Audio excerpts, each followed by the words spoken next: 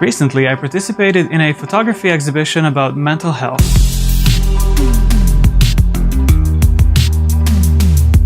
Apart from raising money for charity, the actual main goal of the exhibition was to get the conversation going.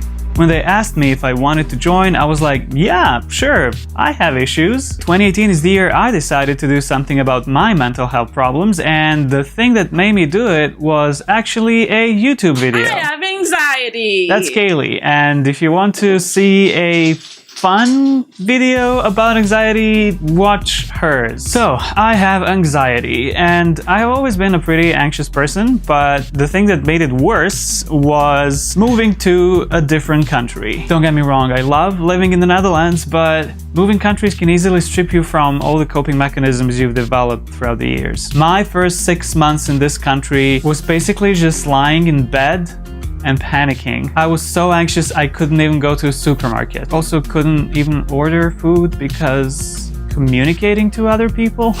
So yeah, it's one thing to know that you're socially anxious and a completely different thing to actually have to face it because you no longer have your high school friends around you. It's one thing to know that you're too anxious to push through a job interview and to actually be too anxious to push through a job interview because I worked in broadcasting, and back in Serbia, I know that no matter how bad the interview goes and how weird I get in the process, I had language skills. But moving here, obviously I don't have the proficiency of my mother tongue. It's one thing to know you're super anxious around figures of authority, but still knowing the system, and being super anxious around figures of authority but not knowing the system, and then you go like, okay, I'm super awkward in job interviews and I'm super anxious around my bosses and I'm just gonna become my own boss. I'm gonna become a freelance creative. And then you get an appointment with the Chamber of Commerce to register your business, but you get too anxious and you miss that appointment.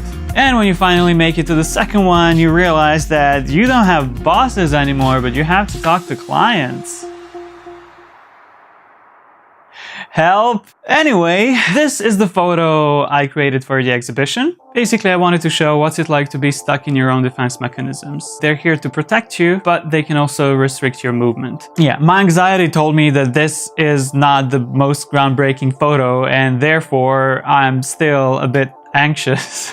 In my case, my anxiety is basically like an imaginary cling wrap that starts obscuring my vision at some point. But participating in the exhibition was a great way to see how other people experience their mental health problems. If you'd like to find out more or to see more photos from the exhibition, follow the link in the description. The worst thing about anxiety is that sometimes it just goes away and then I can actually reflect and I know what I'm doing wrong and I know where I want to be. But I know that there's another roll of cling wrap that I'm just gonna walk into right around the corner, and that's bad. So this was fun. I'm anxious. Nice to meet you. I promise you the next video is not gonna be about anxiety, and even if it does, it's gonna be a bit more upbeat video about anxiety, so subscribe, I guess. I think the main takeaway here is, if you could relate to any of this, you're not alone, and that's important. See you next time.